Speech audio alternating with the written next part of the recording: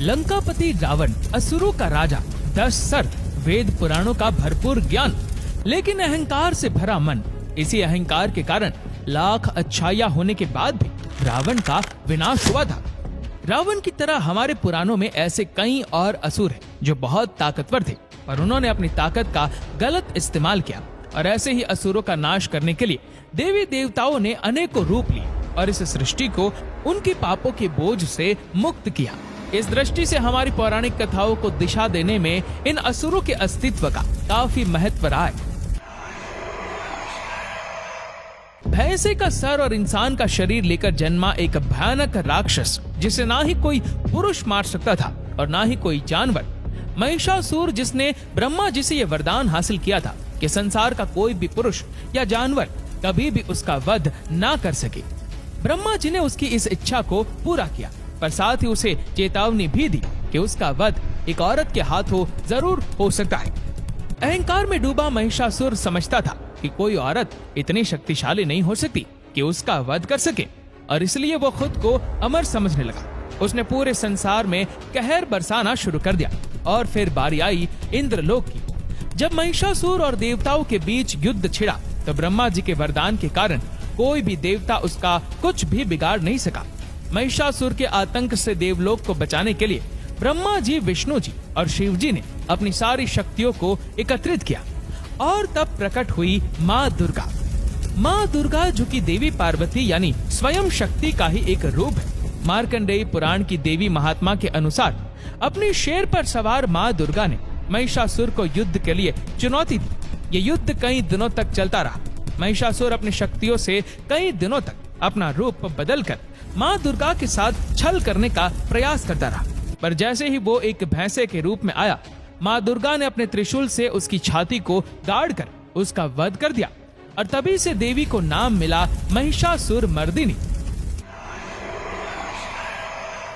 सिम्हिका नाम के एक असुरी ने हजारों साल तक तप करके ब्रह्मा जी से यह वरदान हासिल किया कि वो किसी भी चीज या जीव को उसकी परछाई से पकड़कर अपनी ओर खींच सकती है।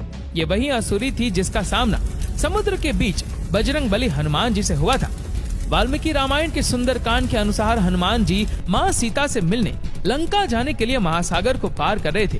तभी उन्हें अचानक महसूस हुआ कि कोई अनदेखी शक्ति उन्हें पीछे खींच रही है। जब उन्होंने नजरें घुमाई तो उन्हें पहाड़ों के पीछे छिपी सिम्हिका दिखी, जो उनकी परछाई को खींच रही थी। हनुमान जी ने खुद को एक कीड़े के समान छोटा कर दिया और वो सिम्हिका के मुंह से होकर उसके शरीर के अंदर चले गए। उन्होंने अपनी पूरी शक्ति से सिम्हिका के हाथों को उखाड़ दिया और तेज गति से उड़कर उसके शरीर से बाहर आ गए। सिम्हिका दर्द से कराह उठी और भागकर कहीं छिप गई। कुछ लीजेंड के अनुसार जिस जगह जाकर सिम्हिका छिपी थी वही आज बर्मुडा ट्रायंगल है। बर्मुडा ट्रायंगल को एक ऐसी जगह माना जाता है जो किसी भी चीज को अपनी ओर खींच लेता है और फिर वो चीज हमेशा के लिए गायब हो जाती है। ये वही शक्ति है जो सिम्हिका के पास थी।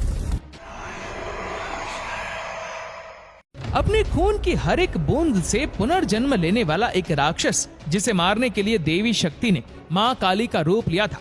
कहते हैं रक्त बीज के खून की बूंद जहाँ भी गिरती थी वहीं से एक दूसरा रक्त बीज जन्म लेता था। देवी भागवत के 5वें स्कंद के अनुसार रक्त बीज को यह वरदान शिवजी से प्राप्त हुआ था। एक समय ऐसा आया जब देवताओं और असुरों के बीच महायुद्ध छिड़ गया।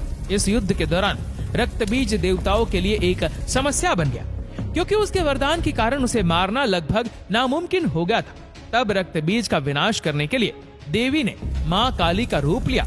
लाल आंखें, खुले बाल, माथे पर तीसरी आंख, गले में खोपड़ियों से बनी माला और कमर पर हाथों और पैरों से बना कमरबंद, एक हाथ में कटा हुआ सर और दूसरे हाथ में खून से सनी तलवार लेकर माँ काली रक्तबीज की ओर बढ़ी और रक्तबीज पर अपनी तलवार से कई वार किए। माँ काली अपनी जीभ से रक्तबीज के हर एक जख्म से निकले खून के एक एक कतरे को पी गई और इस प्रकार रक्तबीज का अंत हो गया।